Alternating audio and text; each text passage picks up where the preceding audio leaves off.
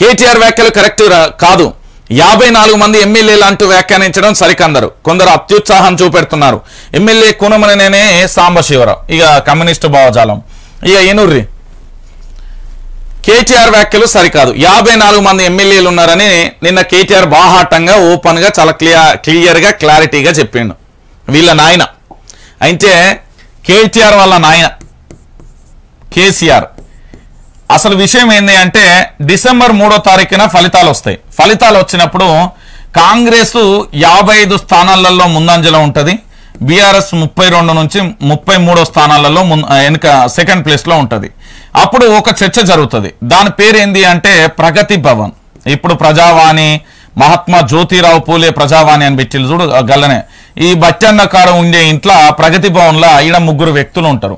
ఒకరు కల్వకుంట్ల చంద్రశేఖర్, రెండోది కేటీఆర్, ఇంకోటి తన్నీరు హరీష్ రావు, ఇంకోటి ఆ సంతోష్, ఇంకొక 8 మంది సలహాదారుల కింద ఉండే వాళ్ళ టీం ఉంటుంది అన్నట్టు. వీళ్ళు ఏం చేస్తారు అంటే ఇక ప్రభుత్వం అంచటట్లేదు నాయన అని కొడుకు అంటాడు. ఇక గిట్ల అయితే ఎట్లా మరి నేను మాట్లాడనా అని అల్లుడు అంటాడు. గిరంతేందుకు నేను కూడా మాట్లాడతా సెడియెత్తా అని ఇంకో కొడుకు అంటాడు. అయిపోయేటలా కేసీఆర్ ఏమంటారు తెలుసా, అట్లా అద్దు బిడ్డ అని వీళ్ళ 3కి క్లాస్ ఇచ్చి ప్రజలు ఇచ్చిన తీర్పును మనం గౌరవించాలి, ఇది ప్రజా తీర్పు, ప్రజలు ఇచ్చిరు కాబట్టి మనం శిరసా వహించి ప్రజల తీర్పును మనం గౌరవిస్తూ ఏమని చెప్పిండు అంటే వాళ్ళకి ఇచ్చిన అధికారాన్ని వాళ్ళని చేయనియండి, మనం వాళ్ళని డిస్టర్బ్ చేయొద్దు, ఎందుకంటే ప్రజలకు మనం చాలా చేసినాం కాబట్టి ప్రజలు మనకు తీర్పు ఇయ్యలే అని కేసీఆర్ అంటాడు. కేసీఆర్ అన్న తర్వాత ఇది ఇంతటితో ఆగిపోతుంది. దాని తర్వాత ఏం జరుగుతుంది అంటే మన కేసీఆర్ దావఖాన్లో ఉంటాడండి. కేసీఆర్ దావఖాన్లు ఉంటే మీరు పేపర్ అనుకున్నారు, పేపర్ పట్టుకునే సార్ ఆ చరిత్ర చదువుతాండు ఈ చరిత్ర చదువుతాండు అని ఒక అమ్మ మొత్తం సోషల్ మీడియాలో వైరల్ అయింది చూడు. అది కల్వకుంట్ల చంద్రశేఖరరావు దగ్గర ఉంటే ఇక సార్ను పరామర్శించడానికి విఐపీలో వస్తారు, ఇక A to Z ఇక అందరు వస్తూ ఉంటే ఇక్కడ కేటీఆర్ అనే వ్యక్తి ఏం చేస్తాడు తెలుసా, ఇక గిట్లయితే నాకు అధికారం పోయింది, నేను ఉండలేకపోతున్నా, ఎందుకంటే వెనక 4 వెహికల్ ముంగట 4 వెహికల్ ఎప్పుడంటే అప్పుడు ఏంది బ్యాగులు అన్ని A to Z ఉండే, ఇప్పుడు ఏది లేకపోయేసరికి కాస్త మానసికంగా ఇబ్బంది అనిపించి ఏం చేస్తాడు అంటే ఒక 7-8 ఫోన్లు కొడతాడండి. కథం సెట్ అయిపోతుంది. తెల్లార వరకు మళ్ళీ ప్రభుత్వాన్ని కూడా ఫామ్ చేసే రౌండ్ ఫిగర్ కూడా వస్తుంది. కానీ కేసీఆర్ చెప్పిండనే ఒకే ఒక మాటకు ఆగిపోయింది. ఇంకొకటి ఏంటంటే వీళ్ళు గెలిచింది ఇంతమంది, మరి 54 మంది ఎక్కడి నుంచి ఉన్నారు అనే క్వశ్చన్ కూడా రావచ్చు. రాజకీయం తిమ్మిని బమ్మి చేస్తుంది, బమ్మిని తిమ్మి చేస్తుంది. రాజకీయంలో ఎవరు ఏంటి అనేది కూడా తెలుసుకోవడం చాలా కష్టం. నేను చెప్తున్నా కదా, కల్వకుంట్ల చంద్రశేఖరరావు ఈ ఫోను ఎన్నిసార్లు ట్రాప్ చేసిండో తెలుసా, 1,00,000 సార్లు చేయొచ్చు. ఎందుకు అంటే దానికి ఎప్పటికీ మెయిల్ వస్తుంది, యువర్ ఫోన్ ఇస్ ట్రాక్డ్ అనేది మెయిల్ అనేది వస్తుంది. అట్లా నాదని కాదు, నేను చెప్తున్న కామన్గా తెలంగాణలో ఉన్న విపక్ష పార్టీకి సంబంధించిన ప్రతి ఒక్కరి మీద నిఘా పెట్టిండు. ఇప్పుడు ప్రభుత్వం మారిన తర్వాత అల్టిమేట్గా ఇప్పుడు అధికారాలన్నీ ఎవరి చేతిలో ఉంటాయి, ఇప్పుడు సీఎంగా ఉన్న రేవంత్ రెడ్డి చేతిలో ఉంటాయి. ఈ రేవంత్ రెడ్డికి సంబంధించి ఏం చేస్తాడు అంటే ఇప్పుడు నిఘా పెడతాడు. నిఘా పెట్టిన తర్వాత మీరు ఒక విషయాన్ని గతంలో వచ్చింది ఏంది అంటే 54 ఎమ్మెల్యేల పంచాయతీ క్లియర్గా చెప్తున్నా.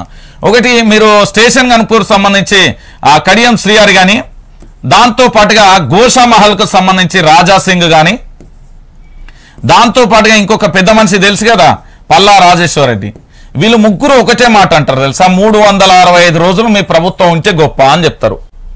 దీంట్లో కొన్ని లోతుగా విశ్లేషిస్తే కూడా ఒక నిజం దొరికింది నాకు. మెంబర్ ఆఫ్ పార్లమెంట్ అంటే పార్లమెంట్ ఎన్నికలు ఉన్నాయండి. ఈ పార్లమెంట్ ఎన్నికలకు సంబంధించి ఏం జరగబోతుంది ఏం కథ అని నేను ఆరాధీసే ప్రయత్నం చేసిన.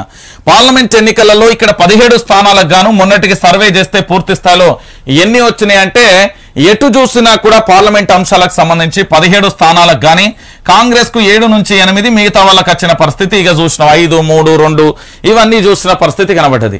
అంటే ఒక ప్రభుత్వానికి సంబంధించి ఎట్లా వాళ్ళు ప్లానింగ్ చేసుకున్నా కూడా వీళ్ళు అధికారంలో లేకపోయేసరికి కేటీఆర్ అనే వ్యక్తికి ఎలా అయినా అధికారంలోకి రావాలనే ఒక ఉత్సాహం అయితే ఉన్నది. ఇంకొకటి ఏంటంటే చాలా మంది సోషల్ మీడియాలో ఒక ప్రచారం జరుగుతున్నది ఏంది, కేటీఆర్ అనే వ్యక్తికి ఇంకా ఆ దురహంకారం పోలే అహంకారం పోలే, పాపం ఇంకా అధికారంలోనే ఉంటాడు అనుకున్నాడు అని అంటున్నారు. అధికారంలోకి రావడానికి వీళ్ళకి పెద్ద ఛాన్స్ ఎంత సమయం ఏం తక్కువ ఈజీగా రావచ్చు. ఎందుకు అంటే వాళ్ళు ఎట్లా చేసినా కూడా రాజకీయాలలో అధికారంలోకి రావడానికి శతదా ప్రయత్నం చేయడానికి ఆ స్కోప్ ఉన్నది కాబట్టి ఇంత ధైర్యంగా చెప్పిండు అనేది కొంతమంది రాజకీయ విశ్లేషకులు తెలంగాణ ప్రజలు చెవులలో గుసగుస కొరుక్కుంటున్న విషయం.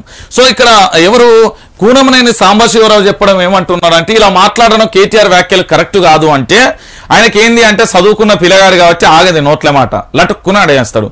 వీళ్ళు ఏంటంటే రాజకీయ ఓనమాలు కాదు, అసలు సిసలైన రాజకీయాలు నేర్చారు కాబట్టి వాళ్ళ తలల మీద తెల్లింటికెళ్ళి వచ్చినాయి, మొత్తం పండువండినాయి కాబట్టి వాళ్ళ రాజకీయాలు వేరే ఉంటాయి. మీరు అదేంది ఓ సినిమా ఉంటుంది రానా గాని సినిమా, నేనే మంత్రి నేను సంథింగ్ ఏదో సినిమా ఉంటుంది, ఆ సినిమాలో ఉన్నట్టుగా అట్లా చేస్తారు అన్నట్టు. వీళ్ళ ప్లానింగ్ వేరే ఉంటుంది. సో ఇక్కడ వాస్తవమైన విషయం ఏంటంటే బీఆర్ఎస్ పార్టీకి సంబంధించి ఇక్కడ కేటీఆర్ చేసిన వ్యాఖ్యలకు, కడియం శ్రీహరి చేసిన వ్యాఖ్యలకు, అటు దాంతో పాటు పల్లాగానే రాజాసింగ్ చేసిన వ్యాఖ్యలకు క్లియర్గా క్లారిటీగా అర్థమైంది ఏంది అంటే, సో వీళ్ళ దగ్గర ఏదో పదునైనంగా వ్యూహం అయితే ఉంది అని చెప్పడంలో ఎలాంటి డౌట్ లేదు. మిత్రులారా మీరు చాలా క్లారిటీగా గుర్తుంది, నేను వాస్తవాలు మాత్రమే మాట్లాడతాను. 54 మంది ఎమ్మెల్యేలు ఉన్నారనే ఒక బలమైన వాదనను ఆయన మాట్లాడిండు అంటే ఆయనకు క్లారిటీగా లేకనా, లేకపోతే అంతమంది సభ్యులు లేకనా, లేకపోతే ఉత్తరే డామ్ డీమ్ అన్నట్టుగా ఏదో సినిమాలుగాక మా దగ్గర ఎమ్మెల్యేలు 12 మంది ఉన్నారు, 6 ఉన్నారు, 7 ఉన్నారు అంటే ఆడి వేటలకు ఎవ్వరు లేకుంటుండి ఒక్కడే ఉండి ఓడు వచ్చిన తర్వాత ఇంకోటి వస్తాడని అట్లాని కాదు. ఇక్కడ వాస్తవంగా వాళ్ళకు క్లారిటీ లెక్క అనేది ఉన్నది, అదైతే వాస్తవం. సో ఆయన కాన్ఫిడెన్స్ తో మాట్లాడుతున్నారు అనేది గుసగుస అయితే